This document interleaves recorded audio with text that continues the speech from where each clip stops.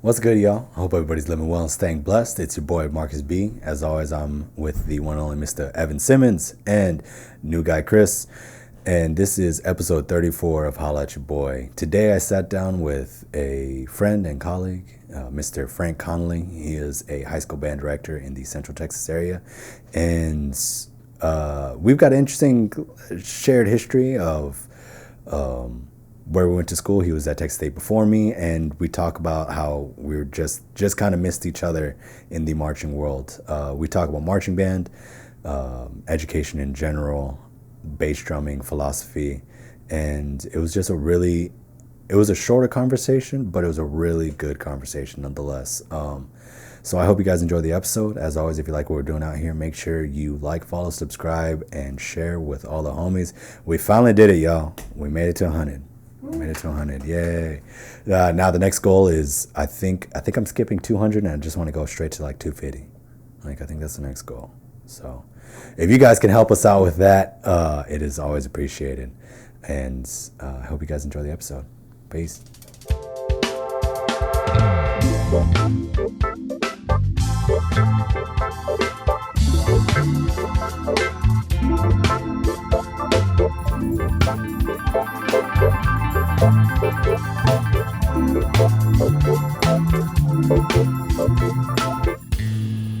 What's going on, man? Just vibing out to the music. Dude, right? That's amazing. I cannot take any credit for that. Shout out to the homie Eric Puente, another Texas State guy. I don't know if you ever met him. The name sounds familiar, but I've never met him in person. He teaches down in Kyle, middle school director. Oh, cool. Yeah, graduated around the same time as me. So Sweet. Good guy. I just hit him up one day and I was like, hey, I need an intro song to my show. Help your boy out. And this is what he sent me back with. Dude, I'm not mad at all about it. It's so groovy, and it's just great. it's undefeated with the head bob from everybody that listens to it for the first time. But yeah, man, thanks you so much for making time in your day to come out here. I know, absolutely, as with everybody else, we've got much things going on right now, and it's hard to separate time during the busy week. So I appreciate you. Especially, driving that, 30 minutes? Oh, dude, it was 10. Really? It was way closer than I thought, yeah. Okay, dang. Well, yeah. Are you not, right next to your high school then? I'm about 40 minutes away. Really? Mm-hmm. Oh, wow.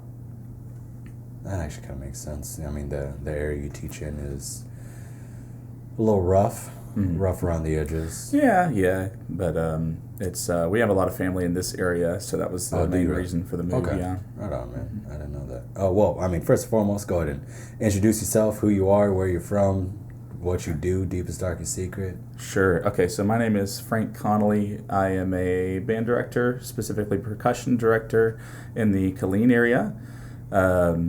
I just teach percussion for a living, basically. And I also dabble in the professional marching arts as well. I've taught at too many places. Starting in 2012, I taught in Revolution. It was a little drum corps out of San Antonio. After that, in 2014, for 3 years, I taught at the Academy based out of Arizona. And then taught at Monarch Independent for 3 years. And then Cavaliers for the past 2. And now I'm just kind of chilling. Yeah. So, as with all of us with the extracurricular marching world. Sure. And my deepest, darkest secret is that I have no idea how or why I got the opportunity to do the things that I do. But I'm super lucky, and to have met all the people that I've met. Yeah, really. Do you have like a sense of like imposter syndrome? Total imposter syndrome, right. Man. Why, yeah. I'm trying to figure out a better way to say why, but why? No. Why do you feel that way? Yeah, it's like, how do you ask why whenever the definition of imposter syndrome is like, you don't think you should be there because, but I don't know, I feel like I'm just this goofy guy, and I'm not very organized, and I just keep getting lucky. Yeah. surrounding myself with people who are much more organized and just super intelligent, and I don't know. I just feel super fortunate with what opportunities I've been given, and I guess I haven't messed them up enough for people to not ask me back. So yeah, I take that, man. I mean, I'm in the same boat. Like, I tell these guys at least once a week, I'm just like, I have you guys here because I have no idea what the hell to do. I don't know how to do video stuff. I don't know how to do audio stuff. So oh sure, pick you up. So then you're getting an actual skill from doing this gig. I just sit here and talk and, you make got a the easy conversation. part. Yeah, I got the easy part. But that's, I mean, I definitely feel that same way. I think unless you're a sociopath, everybody has some level of that feeling. But I mean, have you always had that? I feel like, yeah, I Really? definitely do, yeah. Even when I made the crossbin in 2009, and I was like, how did I make it? Yeah. It's like, what the heck? Not enough people came out and auditioned, obviously. So it's been kind of running rampant. Maybe someday I'll catch up. My brain will catch up to, the things that I've done. But Yeah. as of right now, I don't know, man. It's crazy. Do you have a decent level of like imposter syndrome? Or, Yeah, pretty significant amount, yeah. I wonder, like, I'm just trying to figure out, like, Chris, do you know what we're talking about with imposter syndrome? I feel like I have a grasp of what it is, but not totally. Imposter syndrome is basically like you don't believe, you feel like a phony in the position that you're in because you personally don't believe that you deserve to be where you're at, or you're not good enough to be what you're doing. Yeah. Yeah. And it's like I said, I think there's a base level of that in everybody, unless you're a sociopath. But have you thought about where that comes from?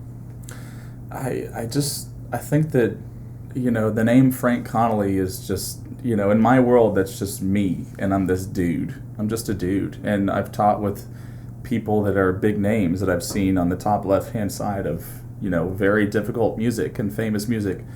And I refuse to accept the fact that I can associate with that person because they've got so many more years of experience and they're so much more famous and they're so much better because of those two things. So I think that's where it stems from. Okay. Yeah, I mean that makes sense with like your resume. I could definitely dig that. Like I've taught with, basically only ever taught with homies, so it's just like, we're friends, let's go teach a group together. All right, Sure. We're still friends, we're still teaching groups together. But I definitely did feel that when I got offered to go judge in Minnesota this past spring semester for Nice. an indoor show out there, and I was like, huh? I felt the Like- same way, man. Like, what do you mean you want? I'm just the Puerto Rican kid from San Antonio. What do you mean you're gonna fly me out and judge your local circuit indoor show, and I'm gonna give feedback to 10 different groups, and I'm supposed to be qualified to do that? Yeah, I got invited to Indiana for their it's a beer IPA is what they call it, Indiana Percussion something Association. Okay. And my first ever indoor judging gig was going to be their state quarterfinals up there What? last spring. So I was like, okie dokie, and it was like the names that I was beside were like I don't know, just wow, so memorable that I can't remember them. Yeah. No, I feel that. But huge names. I was like, okay, let's not screw this up. And then COVID screwed it up. Yeah. So I didn't have to. Fair enough. Yeah, I was in the same. I'm trying to remember who the lead music guy, but it was up there, in the realm of the Jim Casellas, Oh yeah. Lee Bettis, and I was just like, I shouldn't be on this panel. And that was Why am I here? And then Lee Bettis. I taught with Lee Bettis in 2017. Really? Yeah. Where at? Academy. Academy? Yeah. Was that Academy? Oh. Yeah, for 1 year, and I awesome. think he was there for the next year too. But yeah. Okay.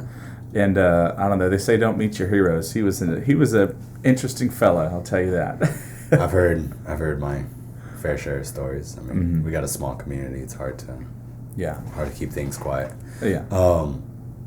But yeah, it was so strange, and it was such a surreal feeling getting to be on the judging level, on that level of like notoriety. And I was like, and then like as I was sitting there at the judging table, I was like, all right, you feel like you shouldn't be here, but you got to make sure that the people that hired you Yeah. don't know that you shouldn't be here. So like, make sure your comments you're making make sense, and don't eat it, dog. Just don't fold. Don't just have the mic up to your face like. Those are some tall tubas. Yeah, like I didn't. Oh, that's pretty good, actually. Good job. Wow. Because as a director, I hate those judge tapes that you get where the dude's just like 2 minutes into it, he's made like a, yeah, all right.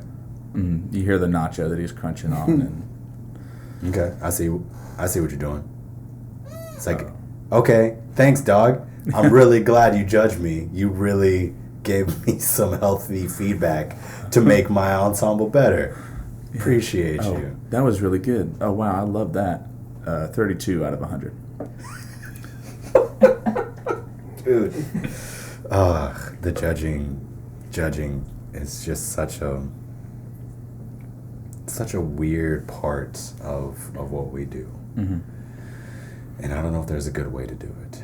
I don't know, because as a director, you go to competitions and you get judged, and you are, you obviously know that this is all, objective and or is it subjective? I could be getting them mixed up. Subjective. Subjective. So it's all subjective, and it's just an opinion. But then you go and do it, and you're like, okay, I'm part of the problem. Yeah. Yeah. And how do I not be a part of that problem? And I don't know. There's never a solution. I can always complain all I want, but I never have a solution to back it up. Yeah, it's weird, and it's, I think, further into that imposter syndrome thing where it's like, well, I shouldn't be here anyways, so let me try and figure something out. Maybe it'll make sense one day. Yeah. Yeah. But I didn't know that you were teaching at Revolution in 2012. Like I had this idea in my head where we've always just like we've been adjacent to each other. Sure. Or just like one off. And yeah, like I was going to audition for 2012 Revo. I was going to be on the bass line. What? Yeah, because Crossman didn't work out, and I just didn't have the money to get to the camp afterwards because Crossman I had made it to the last round in February. I was the last cut on the cymbal line, and I was like, well, there goes $600. Wow. The money is gone after all that time. Dude, I'm telling you, you would have made it. You would have made the bass line. Oh, I'm sure. Yeah. And then that too, this is what's also interesting. It's you and Chris Bell. Yeah. I've always just like one off. Like just had I done this instead of that, I would have been with y'all. And then who knows where I would have ended up after that. But yes, and then Academy. Well, when were you at Academy? 14, 16, and 17. 14 was my age out year, and I was like, I gave up on like the Texas groups, and I was like, okay, where am I gonna go? Then some life things happened, and then I was unable to do drum corps after all. And then, I mean, I was at IPT back in the day, which then turned into Monarch. So that's interesting, man. IPT, man. What a time. I remember Colton Bean Yeah. talking about IPT at Texas State. And I was like, I don't know, it's too much, and I did AI, Austin Independent. Did you really? In 2009 or 8, I don't remember which one it was. Okay. But that was an interesting experience as well. Yeah. But that's where I marched with Daniel Sharp for the first time. And then I marched with him the year after at Crossman 2009. And I don't know, his name came up because he's been a big influence of mine. We still hang out all the time. We play Rocket League like almost every night. I was about to say, yeah, he's like you've mentioned him on a couple of occasions, and he's down at Aikens. Aikens, right? Yeah, In Austin. How's he digging that job? He's liking it a lot. Yeah, he's liking it a lot. Austin is a little bit more strict on the pandemic guidelines than we are here in Killeen. And so he's like, man, I could get used to staying at home and teaching virtually, have it all the time and everything. But he just went back pretty recently, and he says he really enjoys it. So, that's awesome. But this is year 3 for him, I think, and he's been doing really well. I think he won like a novice class at that I think was Brandeis. Actually, he won Brandeis. Yeah, he did last year. Yeah, if I'm not mistaken. Yeah, which is awesome. That's like that's a tough competition, man. Oh yeah. Yeah, and he's the one that invited me to Revolution. Really? To go teach there. Right on. So that was kind of the catalyst of this whole thing. Okay. And then you were at Texas State. You got your degree from Texas State, right? Mm-hmm. Yeah. From when to when were you there? God, I was there for 6 years, man. I was there from 2007 to 2013. Okay. Yeah. So again, just went off. I got there at 11, but I wasn't a music major until 13. Ah, naturally. Yeah. But I went there and I was like, D's for diploma, here we go, and just kind of chilled and had fun, and gosh, it was a great experience. But the grades were just not where they were supposed to be, and so I ended up graduating actually not with a music education degree, but with just a bachelor's of arts. Really? In music. Mm-hmm. Okay. And then I got my teaching certification later. Gotcha. So, and actually, as soon as I graduated, I was like, well, what am I going to do? I don't have a degree like in education, but luckily, and Daniel's coming up again, he invited me to go teach with him over at Burleson Centennial up That's in North right. Texas. I always forget that he was up there, which is wild to think that he went from Burleson Centennial to,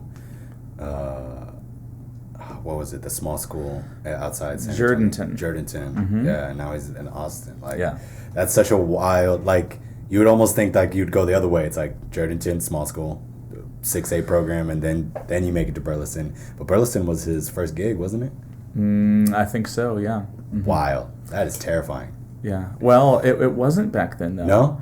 Because I don't want to, make anyone mad if there's if one of the 15 viewers is from Burleson, but Burleson was kind of bad back in the day. Was it really? Yeah, and the thing is that there was Andrew Klein there first, and he did great things, and then the next year he invited Daniel, and then after that they invited me, and so we had Andrew Klein as the percussion director there at Burleson Centennial, and Daniel was the assistant middle school director over at Curry Middle School, their feeder, and then I was brought on as an assistant percussion director. So really, oh, wow. you had 3 full-time teachers every single day, and so we were seeing every single kid in the district every single day. I had about 40 lesson students. God bless. From 6th grade to 12th grade, and you get a bunch of eyes on anyone, they're going to get better. But I mean, with that team, there's just no way you can't not be good. No. And so we ended up winning, and we won like AA and then A at NTCA, and then the next year we were like, all right, let's do open, and then the head director got fired because there was some shady financial stuff going on, and they removed everybody. Really? And so that's what forced me up in North Texas to Godley, little 4A town, and Daniel over in Jourdanton. Wow. Okay. I had no idea that's how it kind of got broken up. That's rough, man. It was pretty dramatic. That's kind of crazy. I mean, obviously there's some legal stuff in there, so we can't get too much into it. But that's weird how it's like the final decision was just to like fully clean house. It was too messy to try to clean up. I guess they just said, you know what, screw it, and they got Richard Kearns, who's absolutely brilliant. And he's didn't drop the ball too much. Well, yeah, of course not. No, and I always think like, wow, we laid the groundwork. That's so cool. But like, it really would not have been what it is today without that guy. I mean, he's some people say that there's like brilliant educators. I think he's a brilliant human being who just so happens to teach. Go on that. I see what you're saying on that, but like, yeah. So I don't know. I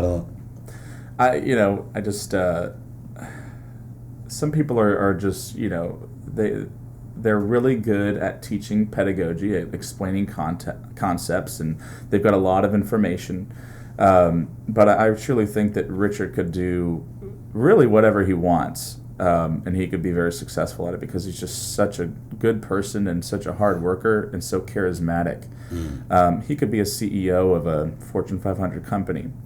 And most people like that are, I think. Yeah. But for whatever reason, he chose the financially, lesser route of the gigs. And I think that teaching and education is truly robbed of some of those brilliant people because of the low salary. Yeah. I really do think that. Yeah. And he's just one of those people that, he was brilliant and amazing and charismatic and all that stuff. And he was also, I guess, financially stable enough to say, you know what, I'm going to accept a job that's, sub $100,000 a year. Yeah. And Burleson is lucky for that. And I mean, that program's just been killing it. And he's been there for the past 4 years? 5 years? Something like that, yeah. Yeah. And that school is wild. Yeah, it is. I remember being up there for WGI Dallas and just being like, what are we at? This isn't a high school. First thing that Daniel told me, he was like, you're going to come teach at this place with me. There is a bank inside of the school. Wait. What? A fully fledged bank in the school. What is that? Literally just like a bank of Centennial, like a bank in the school. For what reason? I don't know. I really don't know. But they shut it down like after the first year because it was kind of nuts. That makes some sense. It was more like a college campus than it was a high school campus. That's crazy, man. And yeah, I mean that's up towards your neck of the woods. Yeah. Yeah. I mean, how familiar are you with Burleson Centennial? Not really. I know a couple people that taught there, but not really. Don't know. It's Fort Worth, so not really Dallas. Gotcha. Yeah. That's Nice. yeah. I mean, all I know is that one competition that we went out there for, and the program itself has been killing it. And I mean, they're one of the handful of schools from Texas that consistently goes to WGI in Ohio, and they got top 10 last year. Yeah, I think they got 5th in the world. That's crazy, dude. Yeah. That's so. Yeah. To now be a high school director. So doing the Violet Crown thing, functionally getting second place, knowing what that took, and then being a high school director, and thinking of the distance between the two, of just how much work and what the quality takes to be top 5 in the indoor program. It's just yeah. And it really is a unique skill set to get a scholastic group up there as opposed to a independent group. Yeah. It's a completely different skill set, and the logistical and organizational and management side of things. I mean, you don't have parent emails coming at you at Monarch. Yeah, that's true. You don't have administration to combat with, and Richard's just somehow been able to navigate all that stuff. I don't know how, but brilliant person. He's killing it, man. So now, what was the other school? You said Goody? It's called Godley. Godley. Oh, super off. Yeah. God bless. No, you're good.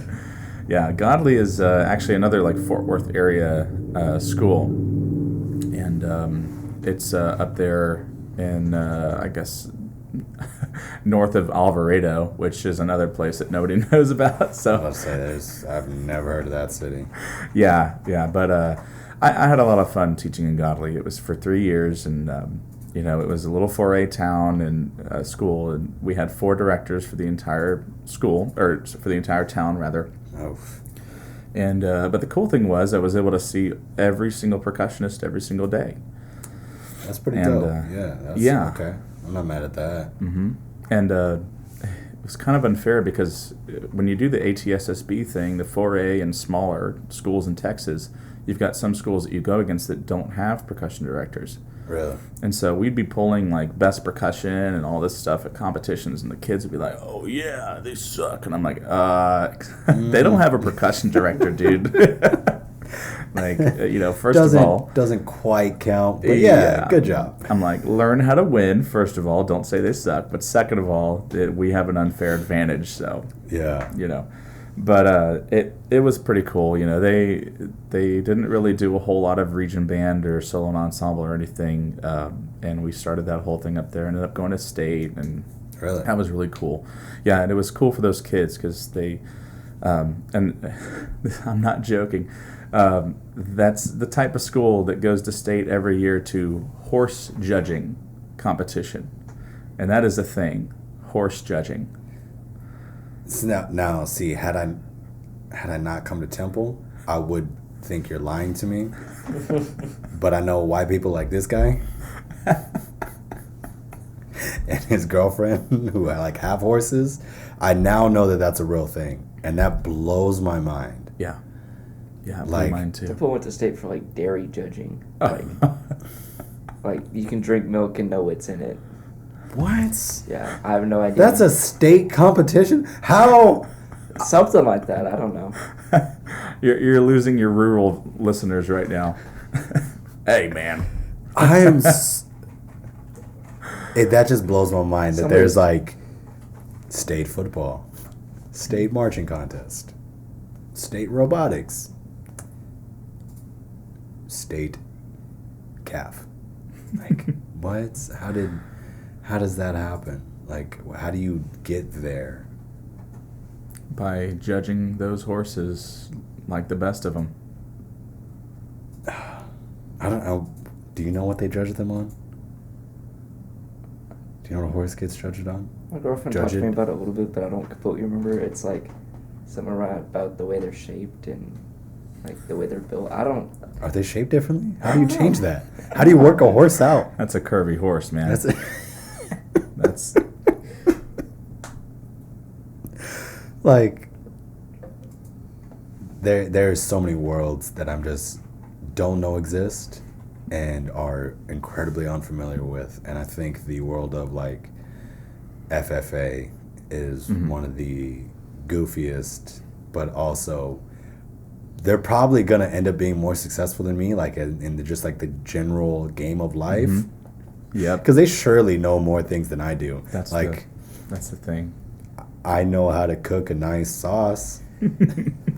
Don't know how to get the product to make the said sauce. Yes. And these kids know how to raise it, grow it, butcher it, do it. It's just like the sauce. Yeah. Yeah. I was thinking like a bone broth. Back when it was mild. Okay, so how do you end up leaving Godly?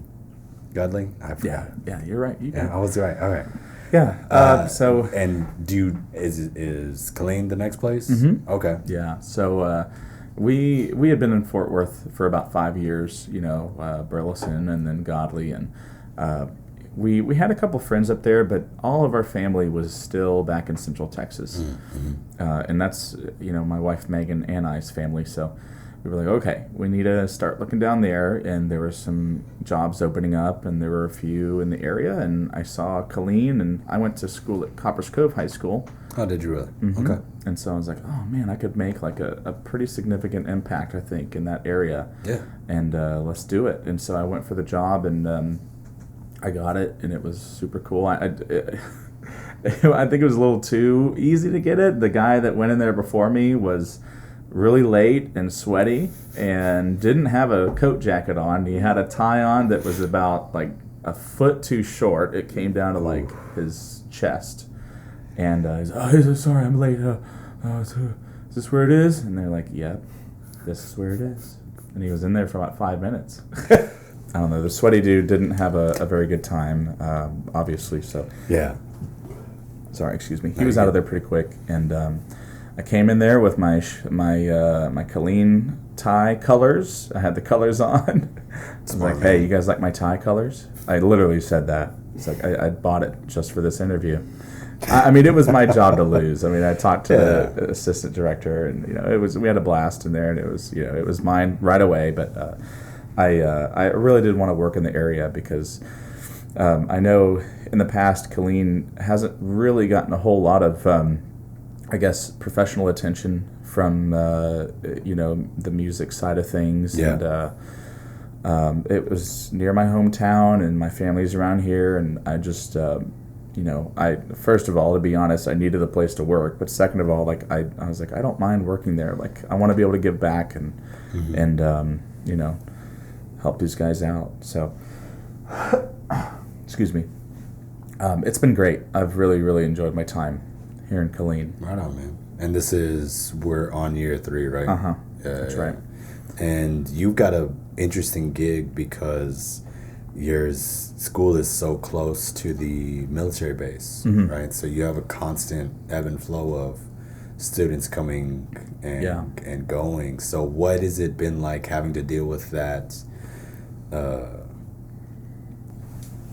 So what is that like been like having to deal with that level of interference? You said interference. I'm going to use another baseball term. I've had to move the goalposts, Gotcha. right? Because if I'm teaching in Burleson Centennial and my kids are leaving every year, I'm going to have a bad time because everyone hears that word, Burleson Centennial, and expects greatness every single year. Yeah. They've got money, they've got everything, they've got resources. Nobody hears, at least not yet, maybe, and thinks about that. So, honestly, I think in the grand scheme of things, I don't know if and I just said the school name. Oh well. But I don't know if this school in Killeen is ever going to be able to produce the same type of quality product as, let's say, somewhere in Austin or Georgetown or something like that.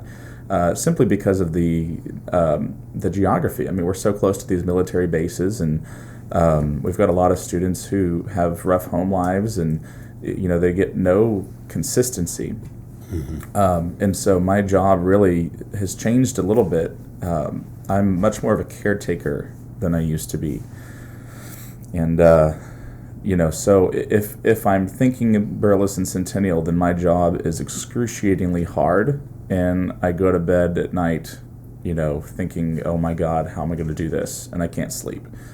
I've had to adjust my mindset. And I sleep very well at night now, knowing that these kids are getting an experience that they would otherwise not get, and I'm able to at least help facilitate that through my teaching. Okay. So it's been very, very difficult in the classical sense of percussion directing, but yeah, you just shift those goalposts, and it's about the kids, and I've had to kind of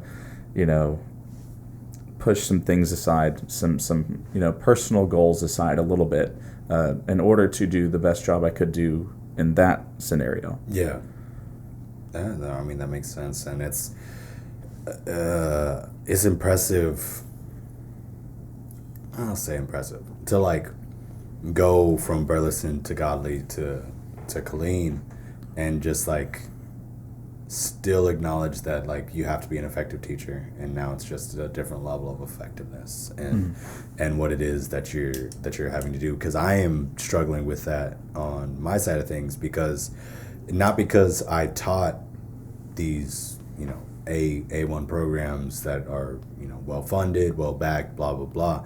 I taught at schools that were a little rough around the edges, but they were surrounded by the like well off programs, so you had that level of like almost like a chip on your shoulder, where it's like, well, we don't have half the things you do, and we just like bodied you at this competition, so like what's up?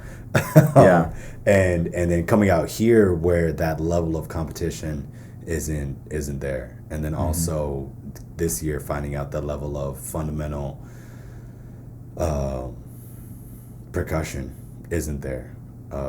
as much as I thought it was. You know, like talking to my kids, like I knew you guys had gaps in your knowledge, but I didn't realize that they were as wide as they are. And now I'm trying to have to figure out how to adjust accordingly and make sure that you guys are actually well versed in like this column all the way to the far left, which I feel most people should already be straight on. And like I've been like teaching in column 4, and you guys skipped 1 and 2 and have some stuff of 3. It's like having to circle back and like, you know, like you said, not go after some personal goals or some personal levels of what you think the program should be, and like changing what it is, taking a couple steps back, changing what it is to eventually hopefully get it to where you want it to be. And I mean, you're in a rough spot with, as I am this year. We had a good year to do that, I think, with COVID and everything that's going on, where it's like we were almost forced to like take a step back and not be as highly competitive. I mean, I know that you guys are still doing the UIL competition in 2 weeks, as am I, and you know, there's their own issues there with that as we come up on it. But I think this is a good year to take advantage of that simplicity in education. Right. I mean, me and Evan talked about this a bunch, like having to rewrite the education curriculum, because the curriculum's been based around 2 things for the past 30, 40 years, and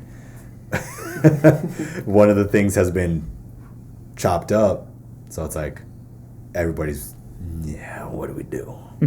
Freaking out, like how do we not do marching band but have to do marching band, but we don't have to do marching band. So, and it's interesting to see, you know, how people have been handling it.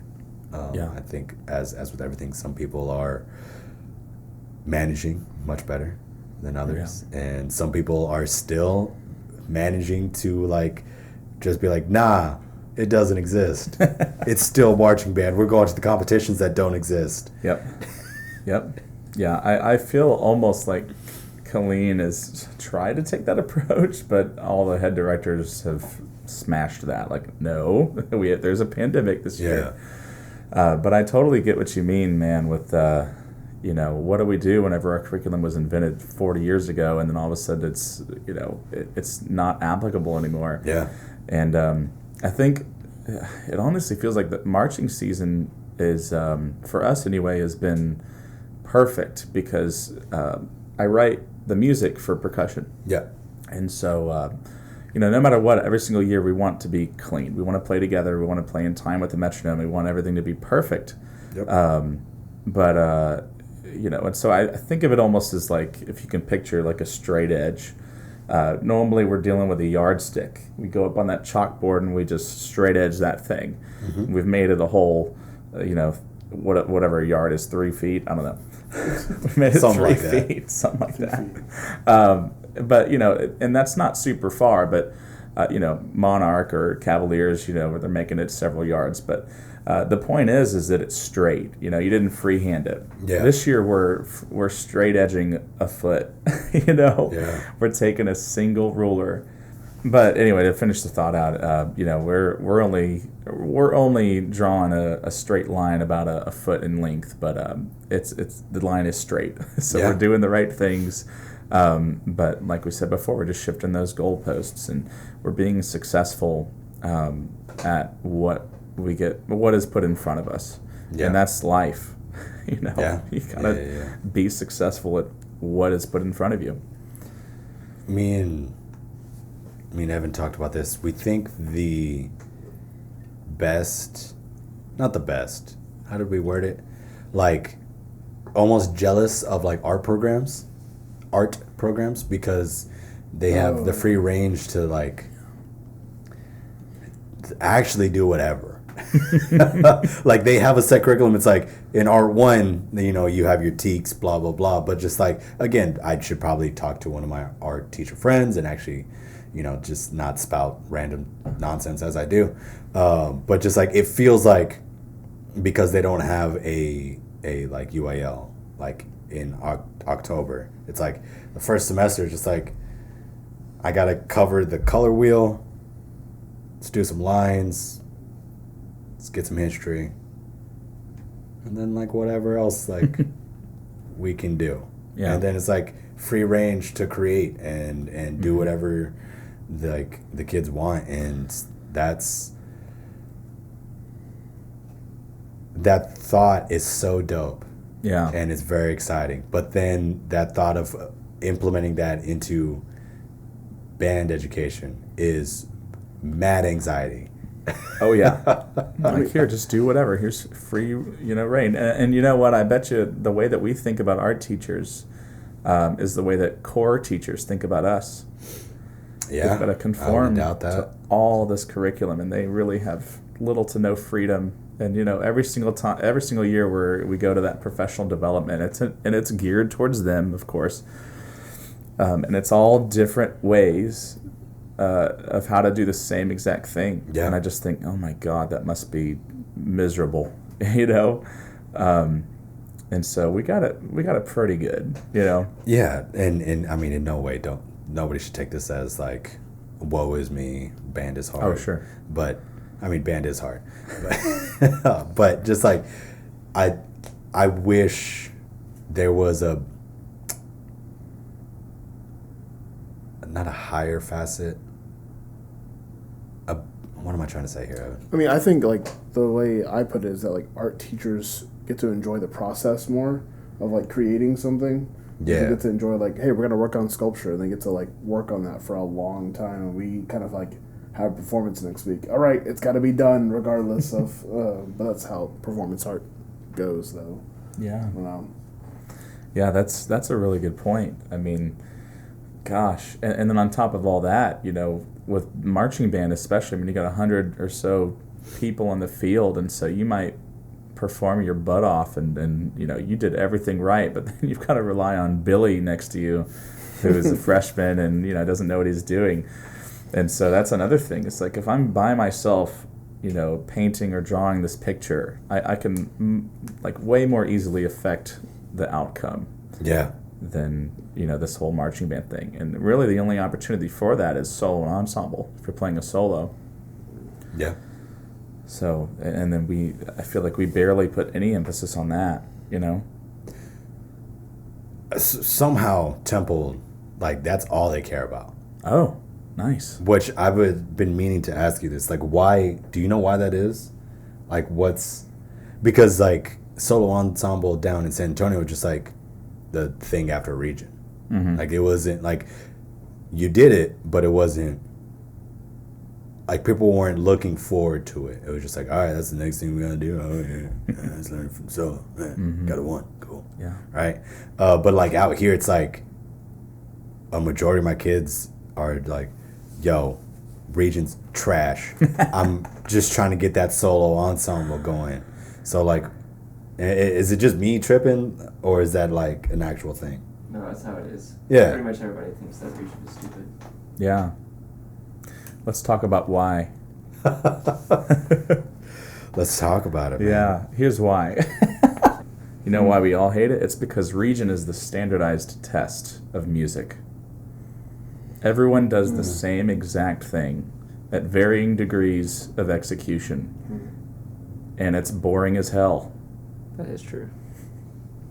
Solo and ensemble is way more open and free, and sometimes subject to personal choice by students, depending on the director. So, solo and ensemble is the better one, in my opinion. I hate standardized testing. That's fair. I never thought about Region like that. So, but yeah, I'm trying to find, like, ways to, like, defend Region Band. No. But no, that's, yeah. Well, and sure, there's a defense. It's the base level at which every good player should be able to perform. But what's a good player? Why is it applicable to the future? That's the part that I have a hard time with, because most people don't major in music. Yeah. I guess my argument for region was always like I acknowledge the music sucks that you're doing. It's like, yeah, the music's not going to be good, but the thing that we're going for is the process of like learning that music and then going through the like nerve-wracking end of the audition process. Like auditioning sucks. Oh yeah, so much. I hate auditioning. Yeah, truly, and the region rooms are some of the worst ones because people are in the room with you, and there's this weird wall where that 5 people are on the other side of it judging what you're doing, and you are just like a letter. Yeah. Which is also weird. Wow, yeah. And any sort of college audition or professional audition is not going to be like that. Yeah. The person's going to be in front of you. They're going to see your movements and everything, and you're not going to have 50 other people behind you judging you. So, yeah. But I think that's good. Like, that makes that level of things, I think, makes you a quote-unquote harder individual. Yeah. Like, if you can make it through right. that, like, yeah, you're not going to be bothered by other things. But like me and Caesar, when I was down in San Antonio, we just got breakfast right now before I came up, and we were talking about like solo ensemble in particular, and the level of anxiety of like, hey, you're gonna perform this on a stage on Friday. It's Monday, and you've got a third of it learned. So, if I had a nickel, figure it out, because you're gonna feel like trash on the stage when you fold all over yourself. So like, do something to make yourself not feel like trash. So I think that's the one benefit the region room has, where it's like you have that level of practice behind you, you have that level of anxiety behind you, and you kind of force your way through that, or you don't, and you fold, and you learn from all your failures as well. Oh yeah, absolutely. You're definitely right about that, man. That is a good part of it. I mean, learning the region music, practicing for music that you're not interested in for longer than you'd like to, is like running a mile with weights strapped to you, and then you get to choose your solo, and the weights come off, and it's easier. Yeah, no, I definitely agree. Would you feel the same way about region if it was like legitimate percussion stuff, as in excerpts, as opposed to etudes? Excerpts. And could you judge the same way? That's a good question. Excerpts of what? That would be a big one. Well, yeah, of course. But I mean, just like you said, there's no real band audition that you're going to do that is like this. So, like, what does a real band audition have? Let's learn Sorcerer's Apprentice on bells. Let's do Scheherazade on snare drum. Let's do, I don't know, Scheherazade tambourine part. Yeah, super tough. Yeah, that this is a classic example of me complaining about something and then having nothing to back it up, nothing to suggest. It's the reason I would never run for a local election. That's fair. I can complain a lot, but yeah, dude. Yeah, solutions are hard. Who would have thunk? Yeah, right. Yeah, I really don't know, man. I really, as far as the process goes, I don't know. I'm sure there is a better way out there, but it's just been so long ingrained in everyone that everyone already knows, oh, that's just the way it goes. And, yeah.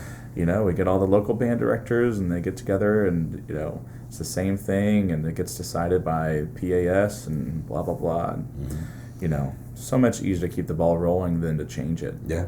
And that's for the better and the worse. Well, this is my problem with it, because when you do the the wind band auditions at Texas State. It's like, yeah, I am bad. Like me as a percussionist, first year as a music major, terrible at sight reading marimba music. But you know what? I could play the hell out of like crash cymbals, and I could do a bass drum roll, and I can do like, you know, all the things that are actually required of you once you make that top band. And then you get this kid who took lessons on all the, you know, the region process basically, and then they get into wind ensemble. They're playing Wine Dark Sea. They have that timpani part, and they the timpani part is actually, I'm trying to think what's again, we'll just go back to Scheherazade. Like they've never done 16 notes on a tambourine. They don't know how to do that. They've never done like a castanet part that is actually intricate, or a real triangle part. Yeah. So we're like judging them for this band off of stuff that they're one out of the 8 percussionists will do on one of the 7 tunes you will perform. Yeah. So it's like, what are we, like, why are we judging? And even after that process is done, whenever you make the band, especially in college, you have the guy or the gal that is like, that's the snare drummer. If there's like a part with really tough rhythms, you know who to go to. Yeah. And so it's like, you know, everyone learns everything, and then, you know, everyone's just pretty okay at everything, and you never have any real ringers that you might have missed in 17th place. Yeah. So, yeah, absolutely. Those are my frustrations with the region room. Yeah, I've been in the room where some dude, he came up, I was like my junior year, I think, he came up and played the crap out of the snares and etude, and it was perfect. And then we went into the mallet room and he played one note. Oof. It's like, dude, you're probably better than our first chair. Yeah. And you would have been great on a snare etude or a snare piece in one of the pieces of music, but that's, unfortunately, you didn't make it. And Yeah. it's so particular to just the percussion instrument. Yeah. For sure. Percussion's So, weird, man. Yeah. It's very strange. It is. Well, what else do you do, man? Like, I've only ever known you as a percussionist, as a marching band director. You know, we share the love for teaching bass drum, marching bass drum, all that. But like, what else do you do with your life, man? Wow. And that's a pretty heavy question. That came across a lot more aggressive than I anticipated. No. My wow was in response to my own inability to even answer that right away. Because That's fair. I'm just such a band director, you know. Yeah. And that it's, man, it's sad, you know. It's like, man, what the hell am I? What do I do besides that? But you know, with the little time that I have outside of my 60+ hour work week, Yep. you know. I'm a dad and I'm a video gamer, Yeah. and you know, I like to do stuff with the wife and the family, and you know, and the thing with that, I don't want to get too far into that, but like with a wife and a kid, you know, you start to lose yourself a little bit more even, because then everything kind of revolves around the family too. So it's like, okay, band director starts to become my personal identity, because that's the only thing I do by myself. Okay. You know what I mean? And so that's such a tough question to answer, just because of all these hours that I put in. Honestly, I would say, like, the other part of me that's not a band director, dude, video games. Yeah. That's pretty much it, man. Hey, man. You know, there's nothing wrong with that. I mean, I just made my way back into playing video games over quarantine. Like, I hadn't done it. I mean, until having to stop teaching, I was in the same boat. Like, I was out there doing 80, 90-hour weeks of teaching, like in like the spring semesters. Especially indoor. Teaching the indoor. Yeah. So it's like, teach a normal high school band day, and then I've got sectionals in the morning for indoor, and then I've got indoor rehearsals after school at the high school, and then I've got my salsa bands and my brass band plugging the days I don't have indoor, and then I'm driving down to San Antonio to go teach Violet Crown Friday, Saturday, Sunday, and then you just keep doing it back, and it's like, what do I do for fun? I don't know. It makes you think. I drive for fun. I don't.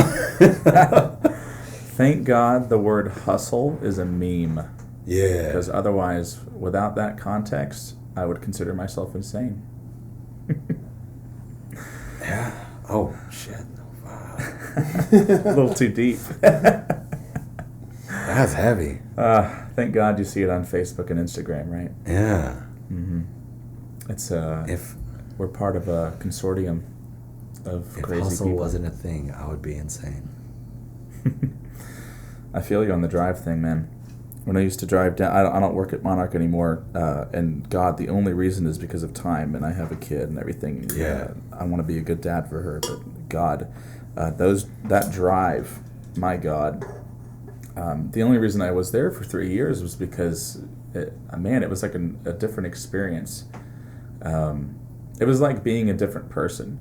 Because, and no offense to the people that I see every day in my daily life, but there's nothing that compares to being surrounded by a bunch of like-minded people that all work their asses off and are all passionate for the same thing that you are.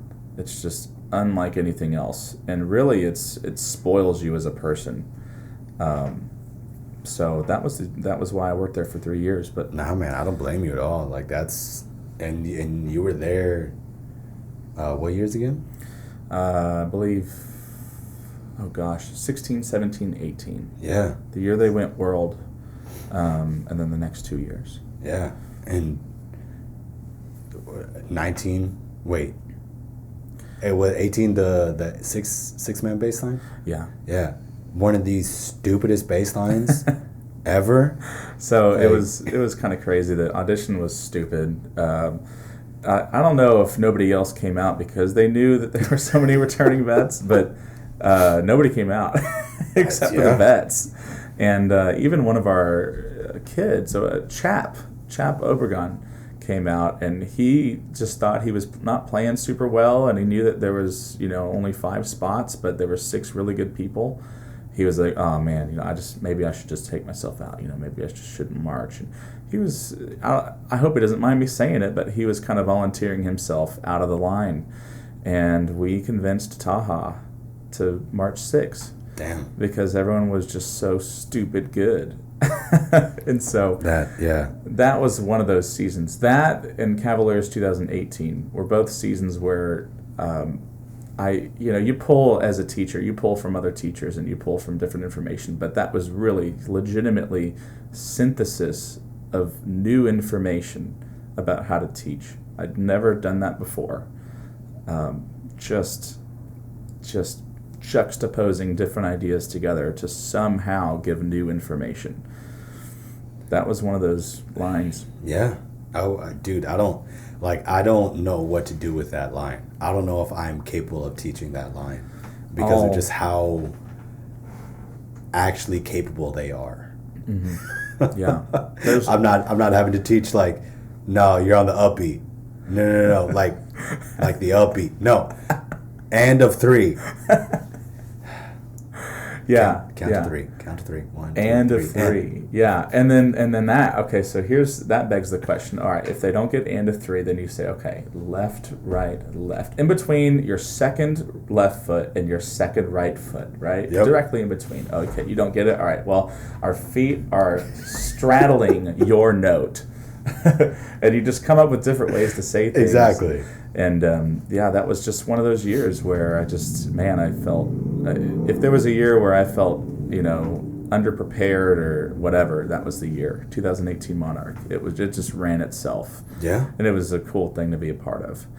And then the next, thank God for Monarch 2018 because Cavaliers 2018, Mike McIntosh writes 32nd note, lasers down bass drums.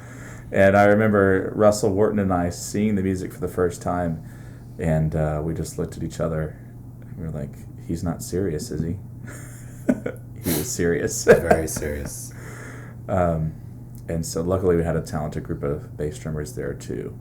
But man, Anyway, sorry, that was a very long tangent. No, man, I'm not mad about that at all. Like, I did eventually want to kind of talk to you about what the experience was teaching at those two specific bass lines. Like, Sure. looking at that, I don't know too much about the Cavaliers line, but like, so the Monarch line, you have Joy, who's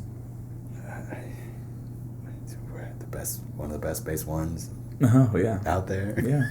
So we'll go down the line. So Joy came up to us, and I guess it was 2016, and she's this little short girl, and she's really inconsistent, and but man, her attitude was just so amazing. She was always ready to go, ready to work, and we were like, we got to take her. Yeah.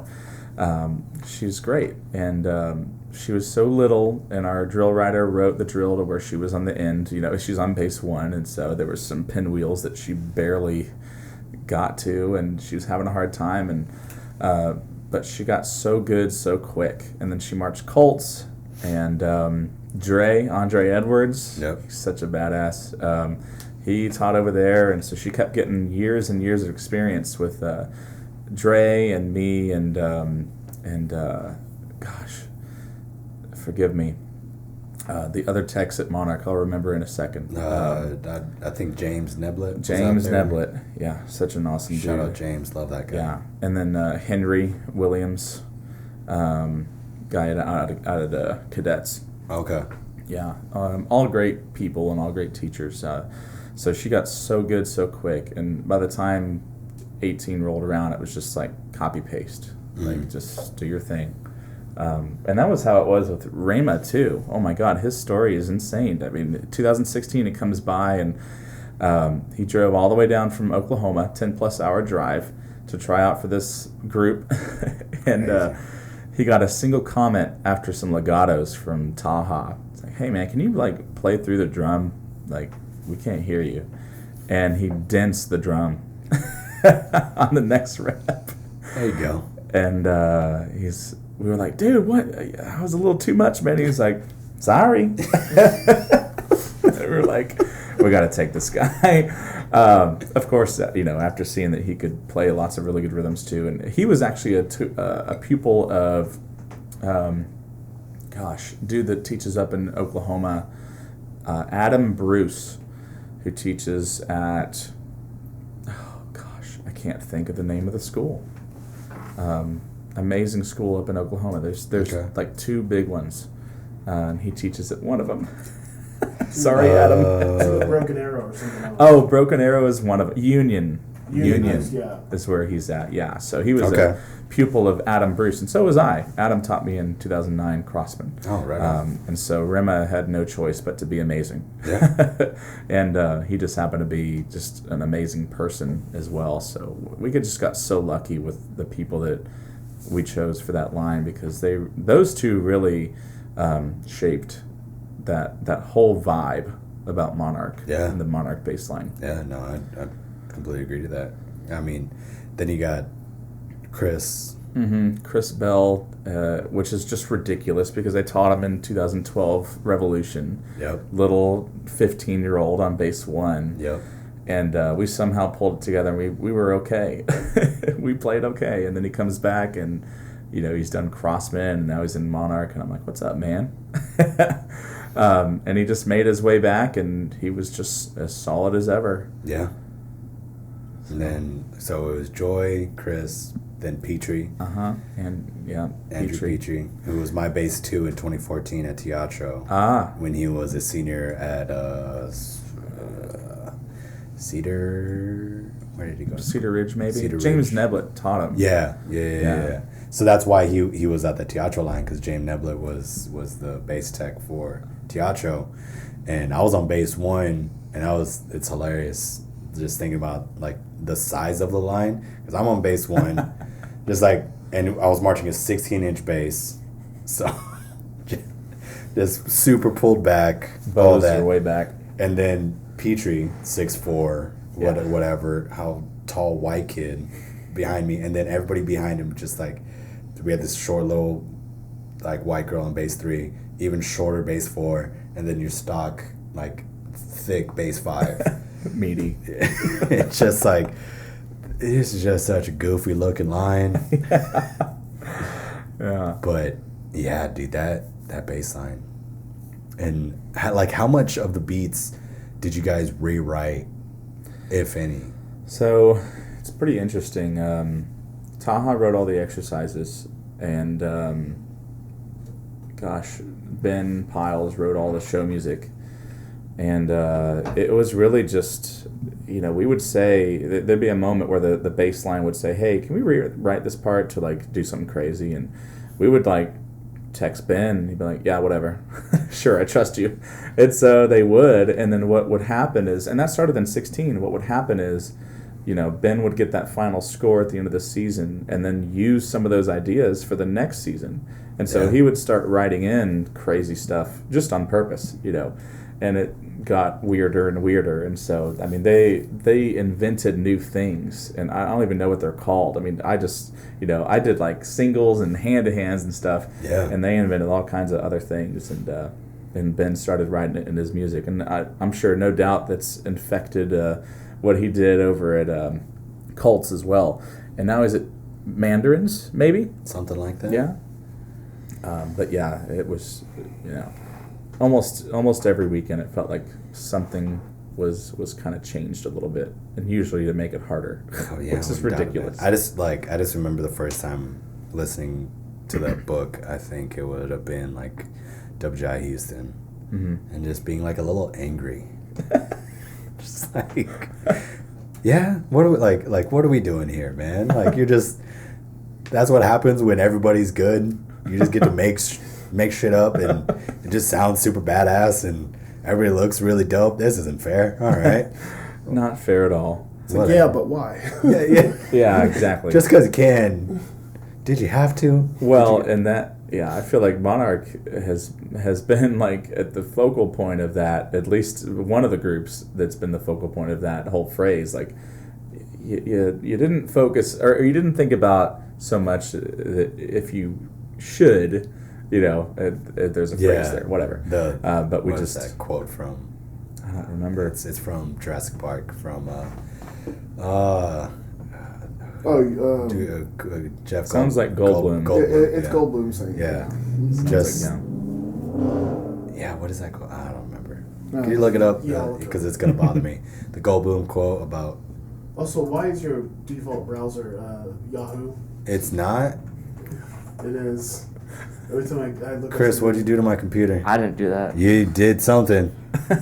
He was doing that to me whenever I was looking stuff up too. You don't want your Google history to be put on your different devices, huh? I don't know what that is. I don't think I've ever used Yahoo. I don't know how to use it. Whatever. Your scientists were so preoccupied with whether or not they could, they didn't stop to think if they should.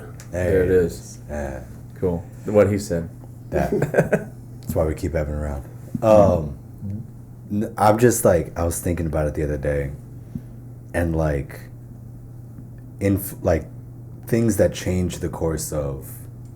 I was just thinking specifically bass drums, like the art of bass drumming. Like 2012, Rhythm X with the opening hand to hand in not Inside the Circle. What the hell is that show called? I don't know. Man in the Arena. Yeah. So just like, first off, the fact that a show started with a bass drum solo doesn't happen. Secondly, you have this ridiculous like 30-second note hand to hand over like a bar and a half. Stupid. Yeah. And then what was it? 2 years later, you have Infinity. Yeah, 14 when they did the super fast like triplets or the sextuplets. The Bugada. Yeah, the Bugadas. Technically Bugada. Yeah. See the terms. I always forget the terms. You just have again like this 2-bar like sextuplet Bugada at like 200.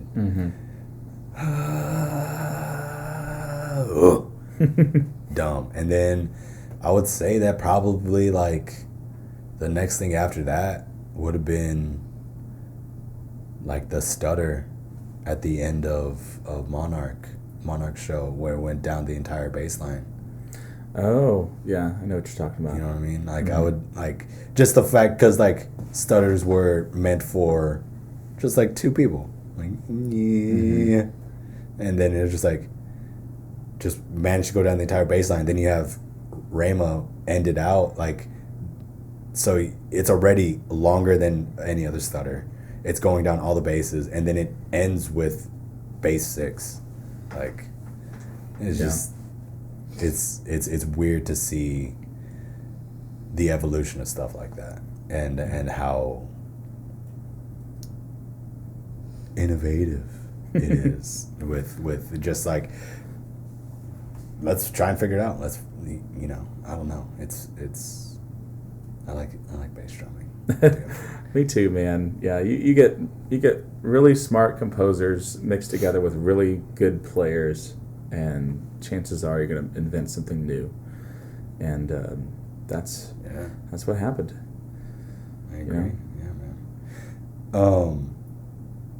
I mean, anything else you want to say, man? Any other tidbits of information you can give the kids? Oh gosh, Nuggets of knowledge, fun facts, personal truths. So, I'll just say something. Back when I was in high school, I thought there's no way I could ever march a drum corps, and I there was at a point I looked back at that and I said, "Man, how could I think that way?" Of course I could. I marched, but then I reached another level where I was like, you know what? Thank God I said that, because whatever you want to do in your life, you should never truly think that you're prepared enough for it.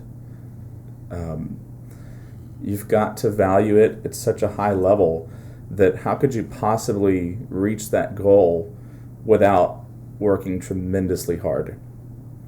And so think about how impossible it might be to make it, have the realization that you can, and then get back to that first mindset and realize that there is no possible way to prepare yourself enough for the venture that you're about to take on.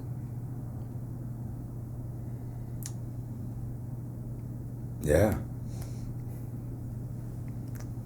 I think that's a great way to end the show. Dude, no, I appreciate that. That's a really clean way of putting goals. Sure. Yeah, I dig that, man. But thank you again for carving out some time in your day to come out here, man. It's definitely appreciated. Absolutely. Dudes, as always, appreciate y'all. Everybody that's been with us all the way to the end, thank y'all so much for watching the entire show. We love and appreciate y'all. Peace.